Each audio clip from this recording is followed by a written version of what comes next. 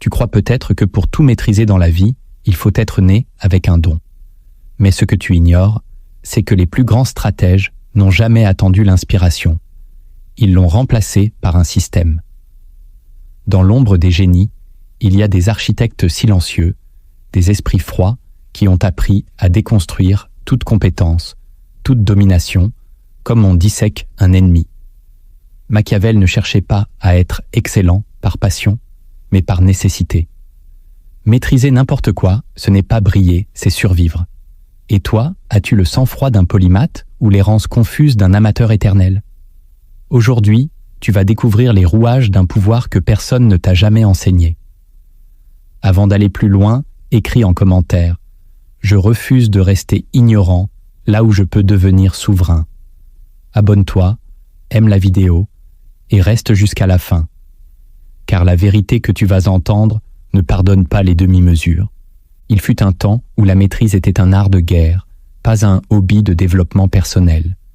À la Renaissance, dans les rues étroites de Florence, un homme observait le chaos du pouvoir, la trahison des alliances, les ascensions fulgurantes et les chutes sans pardon. Cet homme, c'était Machiavel. Pour lui, l'intelligence ne valait rien sans capacité d'adaptation, et l'adaptation n'avait de valeur que si elle conduisait à la domination. Plus tard, les encyclopédistes, puis les penseurs du XIXe siècle, ont tenté de compartimenter les savoirs, de créer des spécialités.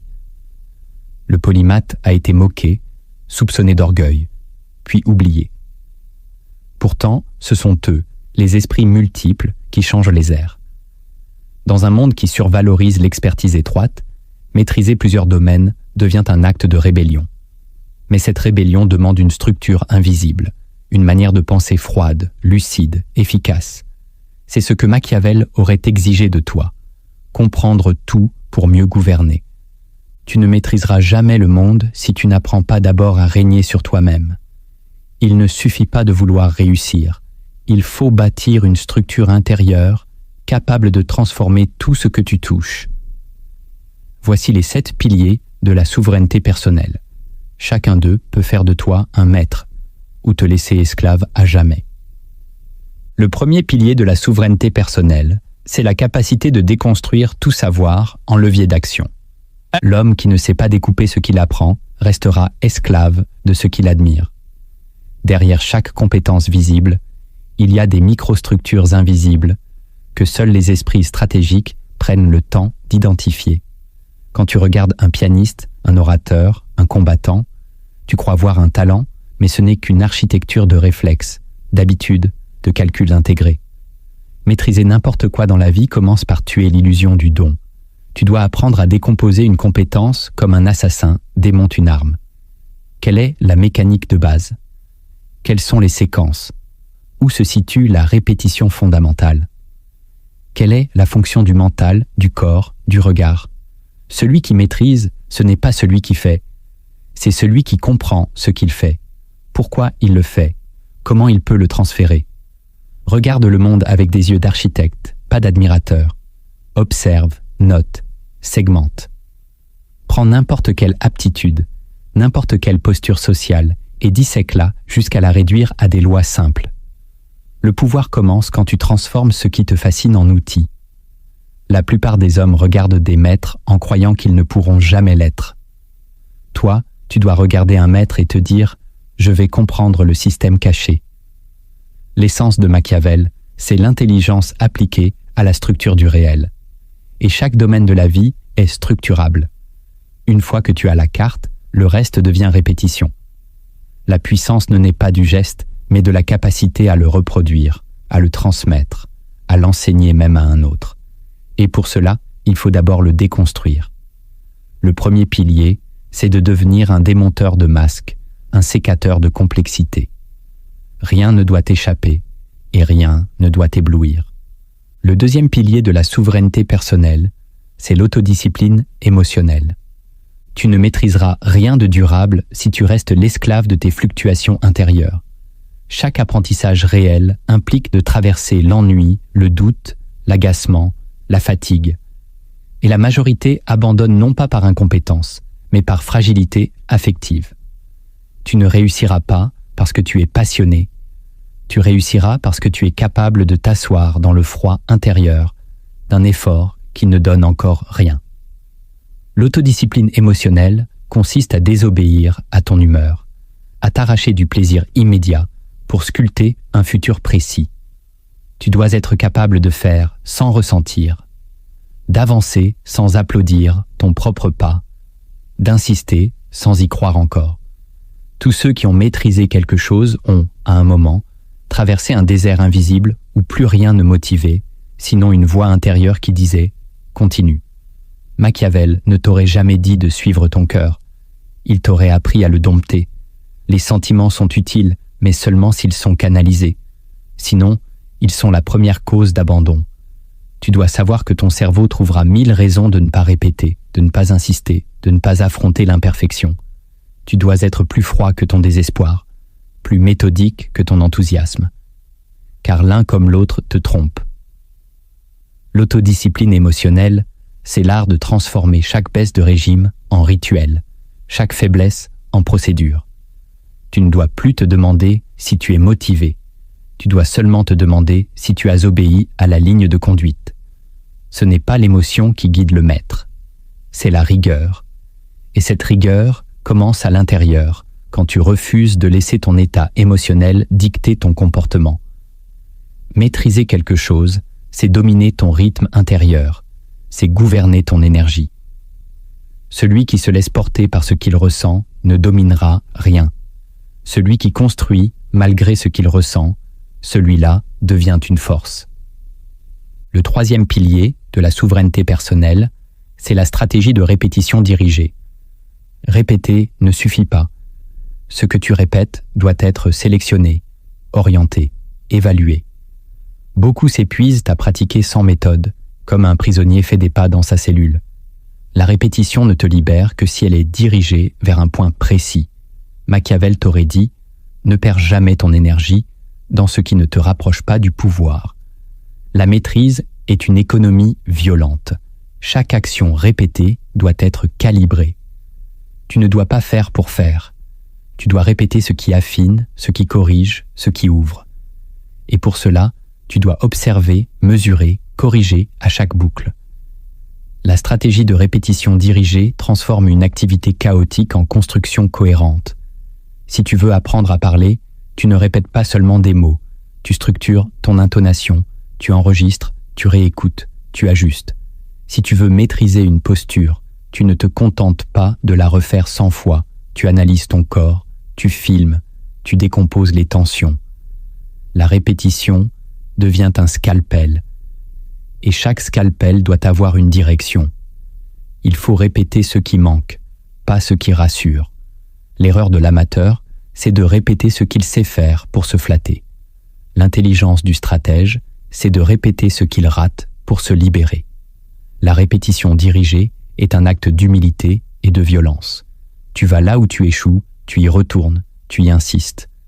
Tu ne te consoles pas avec tes facilités, tu les abandonnes. Tu chasses l'erreur comme un prédateur suit une trace. Tu n'es pas là pour te sentir bien, tu es là pour t'aiguiser. Et seul ce qui te résiste t'affûte. Chaque minute passée à perfectionner ce que tu fais mal est une victoire.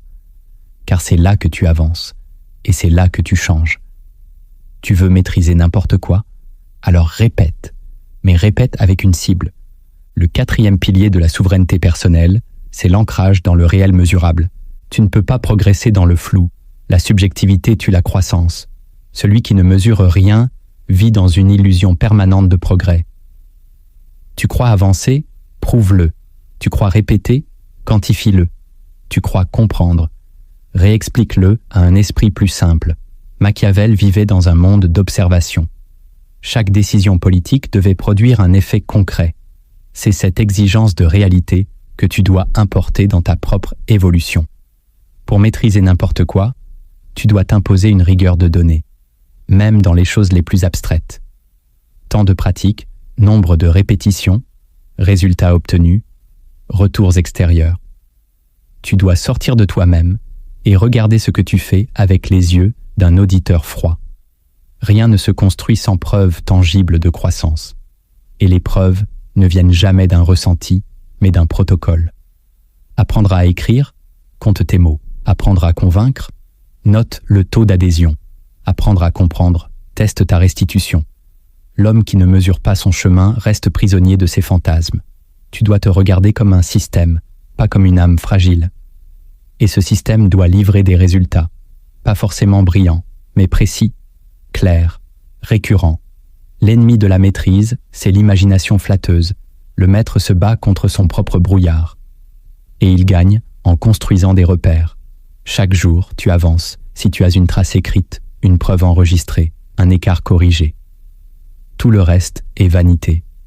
Et la vanité est la langue des faibles. Si tu veux devenir souverain de ton apprentissage, alors abandonne le flou et épouse la mesure. Ce que tu peux compter, tu peux le corriger.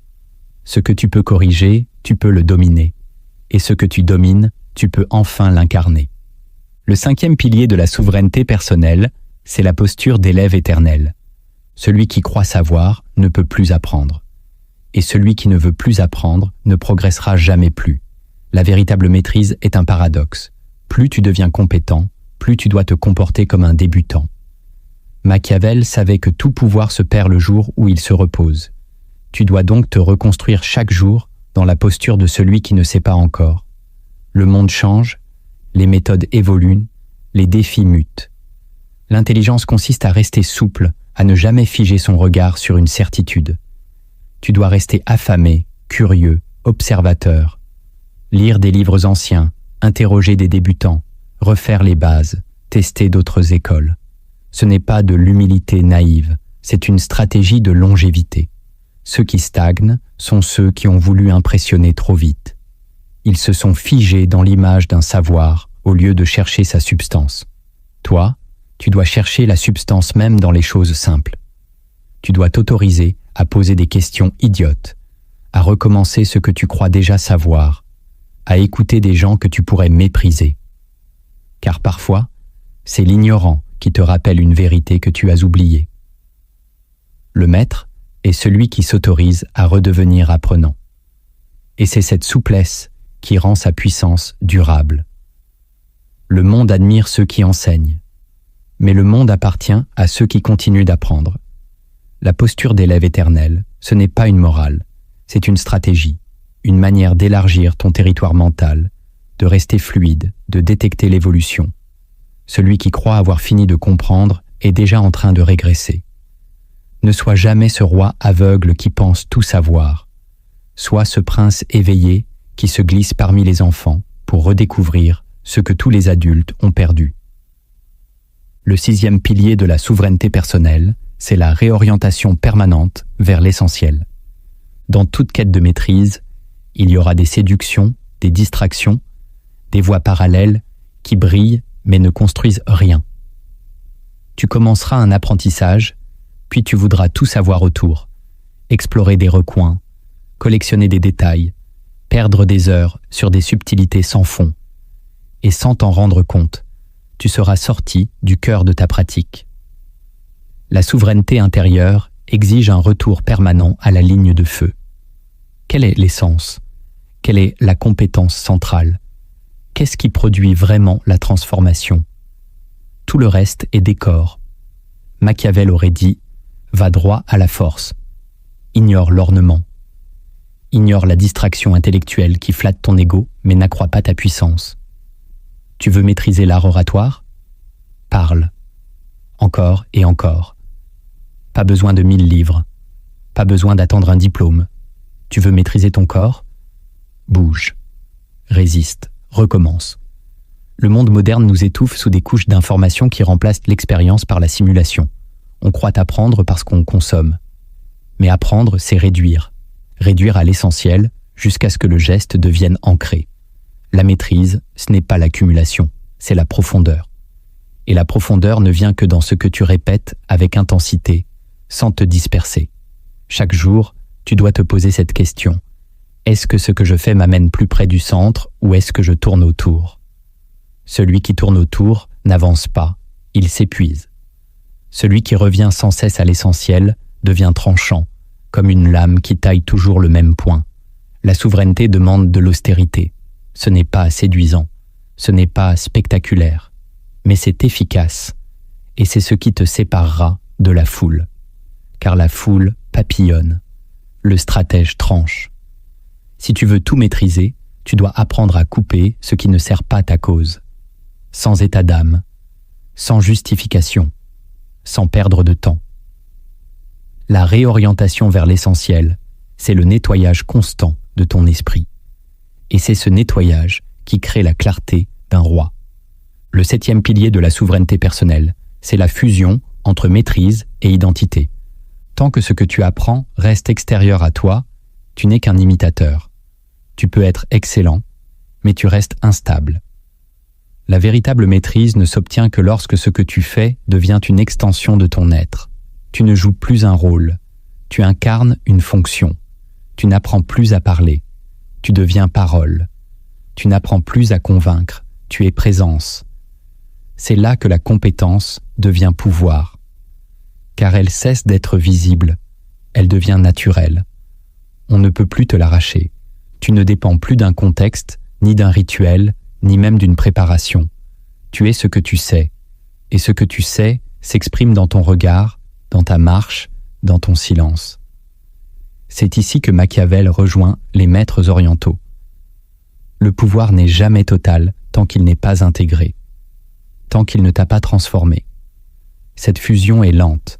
Elle exige du temps, des chutes, des répétitions jusqu'à la saturation.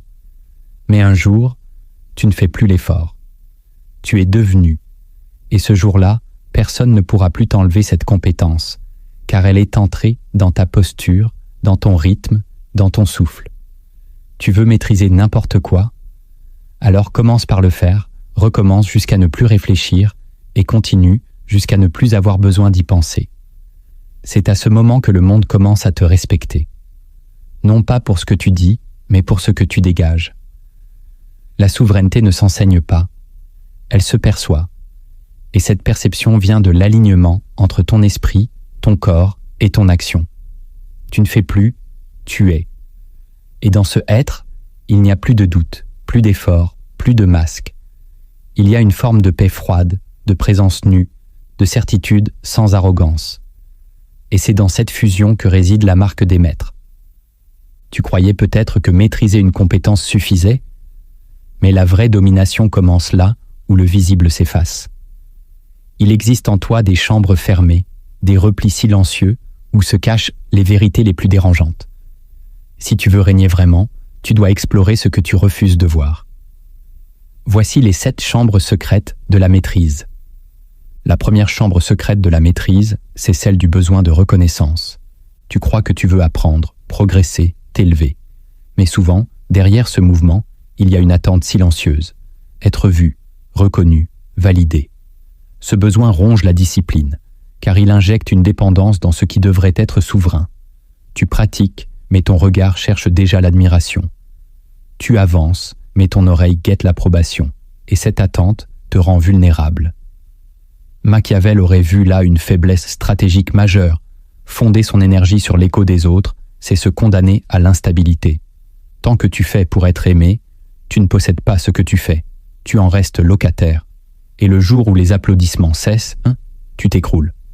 La vraie maîtrise commence quand tu t'exerces dans le silence, sans témoin, sans miroir. Quand tu creuses sans spectateur. Quand ton travail devient secret, presque sacré. L'ego hurle, regarde-moi. Mais le stratège répond, laisse-moi disparaître pour me perfectionner. Il faut entrer dans cette chambre, y regarder ton besoin de reconnaissance en face et le tuer lentement. Cela ne veut pas dire devenir insensible, cela veut dire devenir imperméable. Tu peux recevoir des éloges sans les avaler. Tu peux être félicité sans en dépendre. Car si ton moteur est extérieur, ta chute viendra de l'extérieur. Celui qui maîtrise véritablement agit comme s'il n'était observé par personne. Il répète dans l'ombre, affine sans commentaire, construit sans publication. Il n'a pas besoin d'être vu, car il est déjà devenu. Et ce devenir n'a pas besoin de regard. La reconnaissance est une récompense secondaire, jamais un objectif. Si elle vient, elle ne change rien.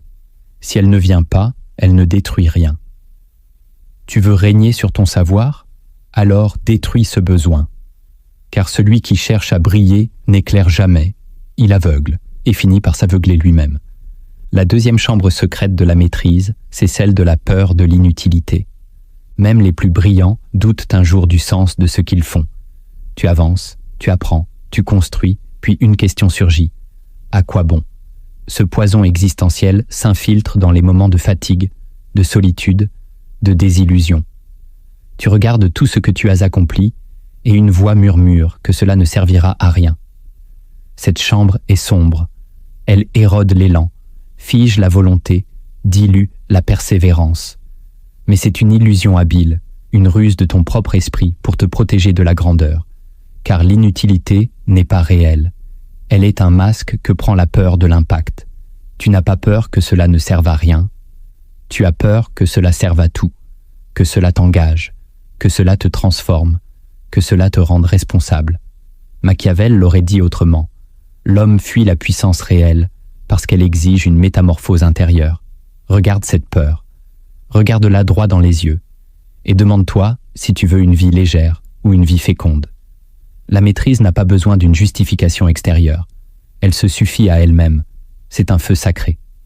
Elle n'a pas besoin d'être utile au monde pour être nécessaire à ton âme. Et parfois, ce que tu construis en silence deviendra un jour fondation pour d'autres.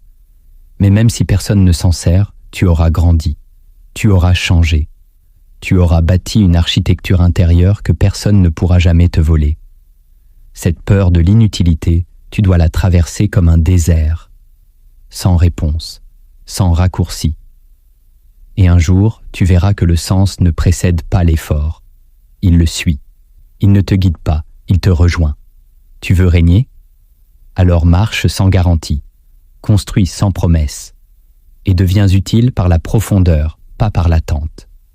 La troisième chambre secrète de la maîtrise, c'est celle de la lassitude du progrès lent. Tu as commencé, tu as résisté, tu as répété, mais le progrès est lent, trop lent. Et cette lenteur devient une friction invisible qui mine ta motivation. Tu regardes les autres aller plus vite, tu regardes ton propre niveau stagner, tu doutes de ton efficacité. Et pourtant, la lenteur n'est pas une punition, c'est un filtre. C'est elle qui élimine les prétendants, qui teste la profondeur de ton désir. Machiavel savait que le pouvoir durable vient toujours d'un enracinement long. Ce qui pousse vite s'arrache vite. Ce qui se construit lentement devient solide. La maîtrise, ce n'est pas une accélération, c'est une gravité. Tu dois apprendre à aimer le temps long, à respirer dans la répétition, à habiter le presque. Celui qui s'impatiente veut posséder avant d'avoir compris. Celui qui accepte la lenteur finit par incarner. Tu n'avances pas pour produire un résultat immédiat. Tu avances pour devenir un autre. Et cette transformation ne peut pas être rapide. Tu veux que ça aille vite, alors tu ne veux pas maîtriser, tu veux consommer. Mais la maîtrise n'est pas un bien, c'est une naissance. Et chaque naissance est douloureuse, lente, désorganisée. Entre deux paliers, tu doutes. Tu crois stagner, mais en réalité, tu t'imprègnes. Tu absorbes, tu digères. Tu fais entrer en toi quelque chose de plus grand que toi. Il n'y a pas de raccourci, il n'y a que des étapes nécessaires. Et ceux qui durent sont ceux qui embrassent cette lenteur comme une alliée. Le progrès lent te prépare à durer longtemps. Le progrès lent forge ton humilité. Le progrès lent t'apprend la densité. Ce n'est pas un obstacle, c'est une preuve. Si tu veux devenir maître, accepte de ne rien voir changer pendant longtemps. Et un jour, tout aura changé. La quatrième chambre secrète de la maîtrise, c'est celle de l'obsession de perfection. À force de vouloir bien faire, tu finis par ne plus faire du tout. Tu veux que ce soit parfait. Tu veux que ce soit fluide. Tu veux que ce soit beau. Et cette exigence devient une chaîne. Elle te bloque. Elle te fait hésiter, recommencer, différer. Tu crois que tu cherches l'excellence, mais en réalité, tu fuis l'exposition de ton imperfection. Machiavel aurait souri devant ce paradoxe. Vouloir régner sans oser se montrer vulnérable. Mais la vérité, c'est que la maîtrise se construit dans l'imparfait, dans le brut, dans le maladroit. Tu dois faire, rater, corriger. Faire encore, rater encore, ajuster. Ce n'est pas noble, ce n'est pas esthétique, c'est nécessaire. La perfection est une chimère que l'ego utilise pour éviter la réalité. Tu veux que tout soit prêt, mais rien ne le sera jamais. Le maître avance dans le flou. Il teste, il lance, il observe, il affine. Ce n'est pas un artisan du sublime. C'est un ouvrier de la construction réelle. La perfection vient parfois, mais elle ne se cherche pas, elle se reçoit. Elle surgit comme un bonus, pas comme un objectif. Si tu la poursuis, tu t'épuises. Si tu avances sans elle, elle te rattrape. Tu dois te libérer de cette obsession. Tu dois faire sans te juger, continuer sans te bloquer. Le monde appartient à ceux qui agissent malgré l'inachevé. Ceux qui osent livrer un brouillon, qui osent sortir une version incomplète, qui corrigent en marchant. Tu veux devenir puissant? Alors travaille. Pas pour être parfait, pour être vrai. Et cette vérité, parfois laide, devient la source de ton autorité. La 5e chambre secrète de la maîtrise, c'est celle de l'attachement au rôle. Quand tu avances, que tu progresses, que tu montes en compétences, une chose étrange se produit. Tu te définis. Tu dis « je suis cela »,« je fais cela »,« je deviens cela », et cette définition te piège. Elle t'enferme dans une image, une fonction, un rôle. Tu n'es plus libre. Tu es devenu ta propre étiquette. Machiavel aurait vu là une prison dorée. L'homme croit régner, mais il est enchaîné à la vision qu'il a de lui-même. Et dès qu'il veut changer, explorer autre chose, recommencer ailleurs, il se sent trahi par sa propre légende. Tu dois apprendre à te détacher du rôle, à ne pas t'identifier à ta compétence, à ton statut, à ton personnage. Tu es un être en transformation. La maîtrise véritable n'est pas dans la répétition d'un rôle, mais dans la capacité à en changer. Tu peux être maître ici, puis élève ailleurs. Tu peux briller dans un domaine et recommencer dans un autre. Et ce recommencement ne t'humilie pas, il t'élargit. L'attachement au rôle te pousse à protéger ton image, à fuir la nouveauté, à éviter les risques. Il te rend prudent, rigide, fermé. Tu veux devenir libre? Alors brise le masque. Sois capable de perdre ton statut, de recommencer, de redevenir fragile. Celui qui reste fluide reste vivant. Et celui qui reste vivant reste puissant. Tu veux maîtriser n'importe quoi? Alors, ne sois jamais prisonnier de ce que tu maîtrises déjà. La 6e chambre secrète de la maîtrise, c'est celle du rejet de la régression. Tu avances, tu progresses, tu crois que chaque jour doit t'amener plus haut. Mais un jour, tu trébuches. Tu fais moins bien qu'hier. Tu oublies ce que tu croyais acquis. Tu répètes un geste 1000 fois et soudain, il t'échappe. La régression n'est pas une erreur, c'est une étape. Mais ton ego la vit comme une humiliation. Tu veux croire que le progrès est linéaire, ascendant, toujours stable. C'est faux. Toute maîtrise traverse des phases de désintégration. Tu dois désapprendre pour apprendre plus finement. Tu dois perdre une habitude pour en créer une plus précise. Tu dois parfois revenir en arrière pour observer ce que tu as sauté. Machiavel t'aurait prévenu. L'orgueil est un poison déguisé en fierté. Si tu refuses de régresser, tu refuses d'évoluer. Le vrai maître accepte de ne plus savoir. Il retourne aux bases. Il laisse le chaos revenir pour en extraire un nouvel ordre. La régression est un feu purificateur. Tu croyais savoir, mais tu avais mal compris. Tu croyais répéter, mais tu imitais. Tu croyais progresser, mais tu t'enfermais dans une mécanique morte. C'est dans la régression que la vérité du geste se révèle. Tu n'es plus fluide, tu n'es plus certain, mais tu es vivant. Tu es à nouveau en train d'apprendre. Et ce retour à la fragilité est une grâce cachée. Celui qui n'accepte pas d'être à nouveau maladroit n'atteindra jamais le niveau supérieur. Il restera figé dans sa version précédente. Tu veux maîtriser? Alors, aime le déséquilibre temporaire. Accepte d'être perdu. Autorise-toi à échouer là où tu réussissais hier. Tu es en train de changer de dimension. Et cette transition passe toujours par une brèche. Ce n'est pas une chute, c'est une mue. Si tu l'acceptes, tu grandis. Si tu la refuses, tu restes. Et rester, pour un homme en chemin, c'est déjà commencer à mourir. La 7e chambre secrète de la maîtrise, c'est celle du mépris inconscient pour les fondations. Avec le temps, tu crois pouvoir aller plus vite. Tu regardes les bases avec une certaine condescendance. Tu penses ne plus en avoir besoin. Tu sautes l'échauffement, tu oublies les règles, tu survoles les étapes. Et tu crois gagner du temps. En réalité, tu construis sur du sable. Toute maîtrise repose sur des fondations, et ces fondations doivent être revisitées sans cesse. Ce n'est pas un retour en arrière, c'est une consolidation. Machiavel l'aurait vu dans la politique. Un État qui oublie ses lois fondatrices s'effondre. Il en va de même pour l'esprit. Tu crois que les bases sont acquises. Mais les bases sont vivantes. Elles évoluent avec toi. Elles deviennent plus subtiles, plus nuancées, plus puissantes, à mesure que tu les réexplores. Celui qui méprise les fondations prépare sa propre ruine. Tu veux aller loin? Retourne à l'essentiel. Répète les gestes simples avec plus de conscience. Réécoute les premières leçons avec plus de profondeur. Relis ce que tu avais compris avec plus de maturité. Ce que tu croyais basique contient peut-être le trésor que tu cherches ailleurs. L'ego veut du neuf. Le maître veut du juste. Tu crois progresser en changeant d'outils, de méthode, de discipline. Mais parfois, la progression consiste à revenir là où tout a commencé et à recommencer avec une conscience élargie. La maîtrise n'est pas une ligne droite, c'est une spirale. Tu reviens au point de départ, mais tu n'es plus le même. Et ce retour est une preuve de grandeur, pas une faiblesse. Celui qui ne revisite jamais ses fondations finit par croire qu'il est au sommet, alors qu'il a quitté le sol. Ne laisse jamais l'arrogance effacer la base. Sois assez humble pour redescendre, et assez fort pour recommencer. Car ce n'est qu'en honorant tes fondations que tu pourras bâtir ce que personne n'osera renverser. Tu as compris les mécanismes, tu as vu les ombres, mais sans action concrète, toute cette lucidité reste stérile. Maintenant, tu dois ancrer ta souveraineté dans des gestes.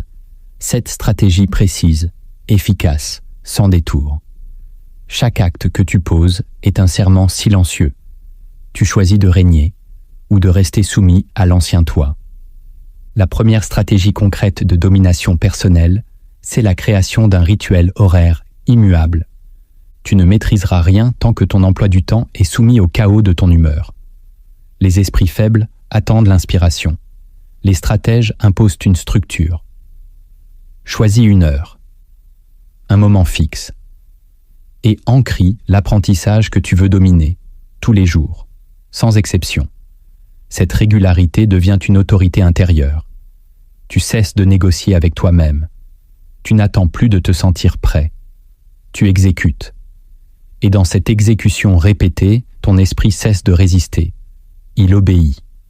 Le rituel immuable a une puissance occulte. Il transforme une volonté fragile en système de transformation. Machiavel aurait compris cela comme un acte politique sur soi. Le chaos intérieur, c'est l'anarchie du royaume mental. Le rituel, c'est la loi. Et cette loi, tu dois l'écrire avec ton corps. Si tu veux apprendre à écrire, à parler, à coder, à composer, fais-le tous les jours à la même heure, même si tu rates, même si tu es lent, même si tu doutes. Le rituel n'a pas pour fonction de produire une performance immédiate. Il grave dans ta conscience l'idée que tu es engagé. Et cette répétition crée une gravité autour de ton apprentissage. Le monde ne s'incline pas devant ceux qui essaient, il s'incline devant ceux qui incarnent, et on incarne ce que l'on répète sans condition. Si tu veux devenir maître, tu dois d'abord être esclave de ton propre calendrier. Ce n'est pas une punition, c'est une initiation. Chaque fois que tu honores ton heure, tu gagnes une guerre contre l'ancien toi. Et ces guerres répétées créent une souveraineté. Ne change pas l'heure, ne change pas le lieu, ne change pas la fréquence. Tu ne négocies pas, tu gouvernes. Ce que tu installes dans ton temps devient ton territoire. Et ton territoire, s'il est protégé, devient ta forteresse. La deuxième stratégie concrète de domination personnelle, c'est l'isolement conscient pendant la pratique. Tu ne peux pas te transformer profondément si tu restes exposé au bruit du monde. Les interruptions, les sollicitations, les regards volent ta concentration. Et sans concentration, il n'y a pas de maîtrise. Le véritable apprentissage exige une coupure nette, une bulle de silence dans laquelle tu deviens opaque au monde. Machiavel aurait dit « Le prince doit parfois disparaître pour consolider son pouvoir. » Il en va de même pour toi. Tu dois organiser des moments où tu es introuvable, injoignable, invisible. pas pour fuir, mais pour te concentrer. Créer un espace fermé, libéré des écrans, des conversations, des parasites. Même si ce n'est que 20 minutes, fais-en un sanctuaire. Ce sanctuaire devient ton laboratoire intérieur. Tu y entres avec une tâche précise. Tu y restes jusqu'à l'avoir accomplie. Et tu ne laisses rien de l'extérieur pénétrer cet espace. Cette discipline est rude, mais elle est féconde. Car dans cet isolement, ton esprit se réorganise. Il plonge, il connecte, il intègre. Tu comprends mieux. Tu mémorises plus. Tu agis plus vite. Tu sors de la distraction pour entrer dans la densité. L'homme moyen étudie en consultant son téléphone, en répondant à ses messages, en laissant 1000 portes ouvertes. Il s'épuise. Il oublie. Il répète sans progresser. Toi, tu seras différent. Tu imposes une frontière, un sas, un moment sacré.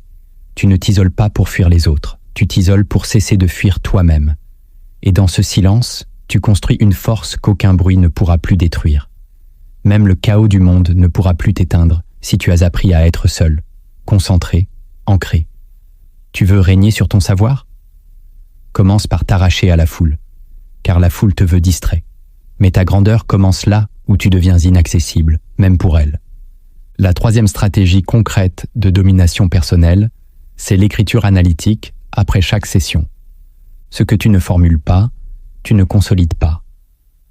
L'erreur des apprentis, c'est de pratiquer sans réfléchir à ce qu'ils ont réellement fait. Chaque session, aussi courte soit-elle, doit être suivie d'un moment d'écriture. Tu dois y noter ce que tu as compris, ce qui a résisté, ce que tu vas changer. Machiavel écrivait pour clarifier sa pensée, pour structurer son pouvoir intellectuel. Tu dois faire de même. Cette écriture n'est pas décorative, elle est stratégique. Elle transforme une expérience floue en carte mentale. Et cette carte, tu peux la relire, la corriger, la comparer. Tu crées une mémoire structurée de ton parcours. Et cette mémoire devient un levier. Car tu ne repars plus de zéro. Tu avances avec des repères. L'écriture te force à reformuler, à synthétiser, à te confronter à la réalité de ce que tu crois avoir compris. Parfois, en écrivant, tu verras que tu n'as rien compris. Et c'est là que l'apprentissage commence vraiment. Tu ne te caches plus derrière des impressions. Tu mets ton progrès en mots. Et les mots sont des instruments de précision. Chaque phrase que tu écris est une prise de position, une décision, un engagement. Tu dis ce que tu as vu, ce que tu vas faire, ce que tu vises. Et cette clarté te libère. Tu n'es plus dans la répétition aveugle. Tu es dans la conscience tactique. Tu peux pratiquer moins, mais progresser plus simplement parce que tu observes ce que tu fais. Prends un carnet. Donne-lui un nom. Garde-le secret. Ce n'est pas un journal. C'est un manuel en construction. Le manuel de ton ascension. Écris après chaque effort. Même 3 lignes, même 2 mots, mais écris. Car ce que tu couches sur le papier commence à s'ancrer dans ton identité. Tu ne fais plus juste un geste, tu te programmes. La 4e stratégie concrète de domination personnelle, c'est la mise en tension volontaire. Tu n'iras jamais plus loin si tu restes dans le confort de ce que tu maîtrises déjà. La répétition efficace exige de la résistance. Tu dois te placer, volontairement, dans des conditions qui provoquent un défi. Machiavel disait que l'homme devient puissant par l'adversité, jamais par l'aisance. Il faut donc que tu crées cette adversité artificielle. Si tu apprends à parler, filme-toi. Si tu écris, impose-toi une limite de temps. Si tu veux progresser physiquement, ajoute du poids. Si tu veux améliorer ta mémoire, retire les aides. Tu dois te tendre, te forcer, te provoquer. Le confort endort, la tension affine. Et plus cette tension est régulière, plus ton esprit s'y adapte. Il devient plus résilient, plus rapide, plus solide. Tu ne dois pas attendre que la difficulté vienne. Tu dois la convoquer. Tu dois apprendre à aimer le malaise léger, le doute temporaire, la pression légère. Car c'est dans cette pression que naît la croissance. Tu ne seras jamais prêt si tu restes dans ton niveau actuel. Tu seras prêt le jour où tu auras échoué sous tension et que tu auras recommencé. La mise en tension volontaire, ce n'est pas du masochisme, c'est de la stratégie. C'est une manière de créer en toi une marge de sécurité. Ce que tu fais difficilement aujourd'hui deviendra facile demain. parce que tu t'es imposé plus dur. C'est ainsi que tu bâtis une avance, une solidité, une supériorité. Et cette supériorité, tu ne l'affiches pas, tu l'incarnes. Tu veux devenir maître? Mets-toi en tension, chaque jour, légèrement, précisément, volontairement. Et observe comment ton corps, ton esprit, ta volonté s'ajustent à cette exigence. Tu ne deviens pas fort par l'entraînement, tu deviens fort par l'inconfort régulier que tu t'imposes. La 5e stratégie concrète de domination personnelle, c'est le retour méthodique sur ses erreurs. L'erreur n'est pas l'ennemi, elle est le miroir brut de ton niveau réel. Mais la plupart fuient ce miroir, ils veulent t'oublier. Toi, tu dois regarder. Lentement, froidement. Machiavel aurait exigé que chaque échec devienne un document, une scène à revisiter, une autopsie stratégique. Chaque semaine, prends le temps de revenir sur ce que tu as mal fait. Pas pour t'accabler, pour comprendre. Note les erreurs, rejoue-les, ralentis-les dans ton esprit. Demande-toi pourquoi tu as échoué, à quel moment, pour quelle raison. Crée une fiche d'erreur. Reviens-y chaque jour. L'erreur analysée devient une ressource, une matière première. Elle te montre exactement où porter ton attention. Et ce que tu corriges consciemment ne revient plus. L'erreur ignorée, elle, devient une habitude. Tu crois progresser, mais tu répètes un défaut. Tu t'améliores en surface, mais tu restes faible dans l'ombre. Ce retour méthodique est une posture de maître. Il exige du courage, de l'honnêteté, de la froideur. Mais il te propulse, car ce que tu oses regarder ne te contrôle plus. L'homme qui revient sur ses fautes devient peu à peu intouchable. Il a vu ses angles morts, il les a affrontés, et il les a réduits. Tu veux progresser vite? Apprends à échouer consciemment, et surtout à transformer chaque erreur en protocole. Tu es ton propre général. Et un général lucide ne cache pas ses défaites. Il les dissèque, il les utilise, il les inscrit dans sa prochaine victoire. Toi aussi, inscris-les, écris-les, exploite-les. Ce que tu refuses de regarder te gouvernera. Ce que tu comprends te servira.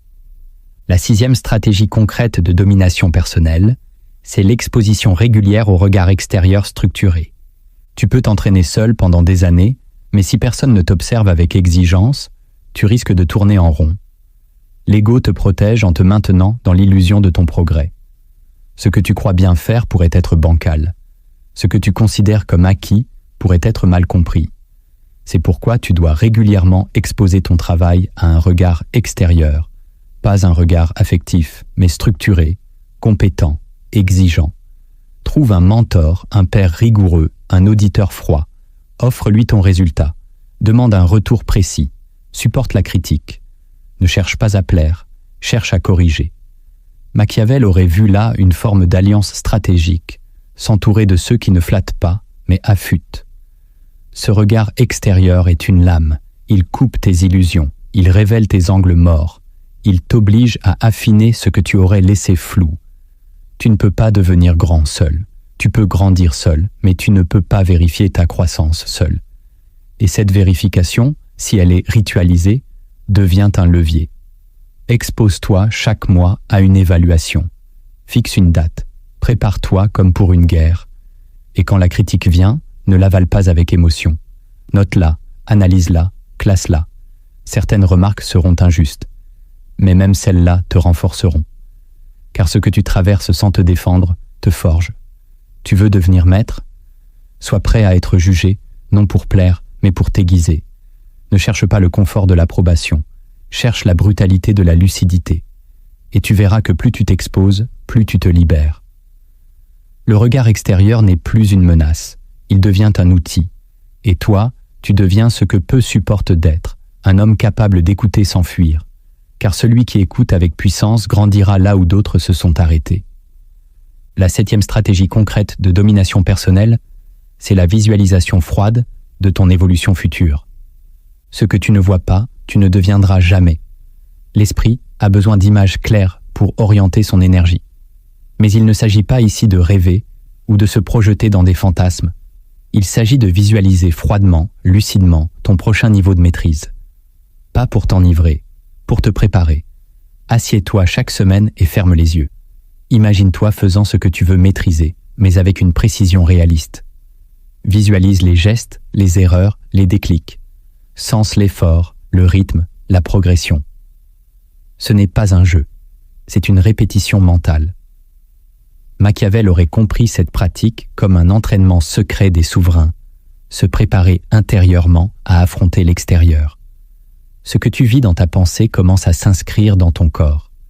Tu t'immunises contre le doute. Tu anticipes les difficultés.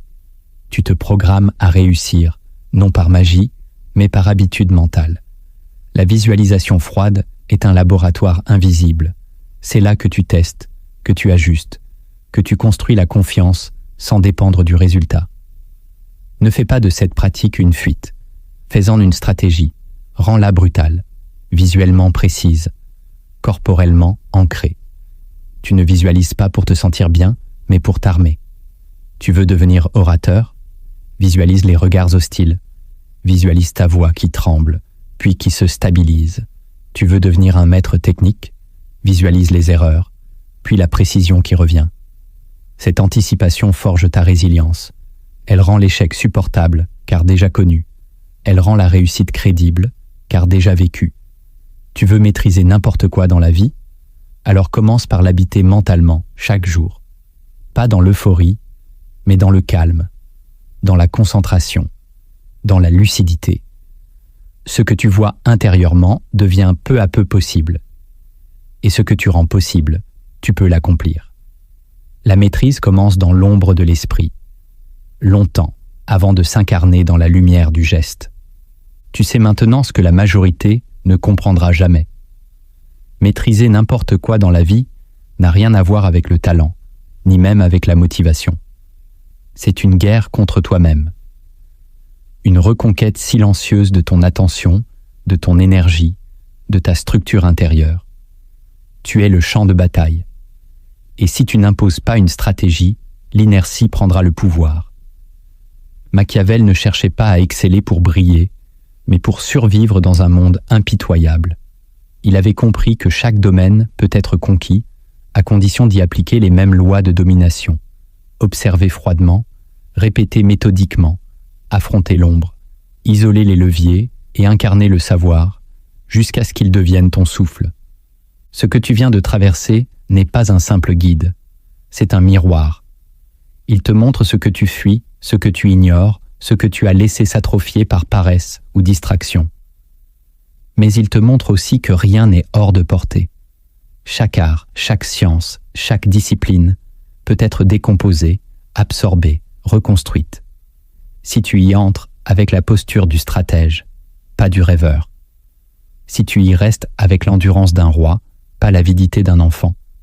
Et surtout, si tu acceptes que la maîtrise est moins un sommet qu'un processus circulaire. Tu reviens toujours aux fondations, tu recommences toujours à zéro. Mais à chaque boucle, tu es plus précis, plus lucide, plus souverain. La plupart abandonnent avant d'avoir commencé. Ils attendent une permission, une certitude, un coup de génie. Toi, tu n'attendras plus. Tu agiras, tu testeras, tu te corrigeras, et tu imposeras ton rythme au monde, car le monde obéit à ceux qui ne reculent pas, à ceux qui avancent sans être vus, qui construisent dans l'ombre, qui échouent dans le silence, et qui finissent par émerger, non comme des prodiges, mais comme des puissances stables. N'oublie jamais ceci, ta souveraineté commence le jour où tu prends la responsabilité totale de ton niveau. Tu n'es pas en retard, tu n'es pas incapable, tu es dispersé ou mal structuré. Mais cela se corrige. Pas en une semaine, pas en un mois, mais jour après jour, action après action, stratégie après stratégie. Alors, ne quitte pas cette vidéo avec de l'admiration. Quitte-la avec un plan. Choisis un domaine. Décompose-le.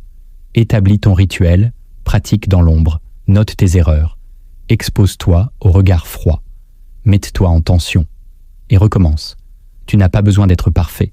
Tu dois juste être méthodique, brutalement honnête et prêt à marcher sans récompense immédiate. Car la vraie récompense, c'est la transformation de ton esprit. Et cela, personne ne pourra jamais te l'enlever. Maintenant, si cette vidéo t'a réveillé, laisse un commentaire et réponds à cette question. Quelle discipline vas-tu enfin dominer avec une méthode implacable? Abonne-toi pour recevoir chaque semaine une vérité que personne n'ose dire. Et partage cette vidéo à celui ou celle qui se croit encore incapable. Tu viens d'entrer dans la stratégie. Ne recule plus.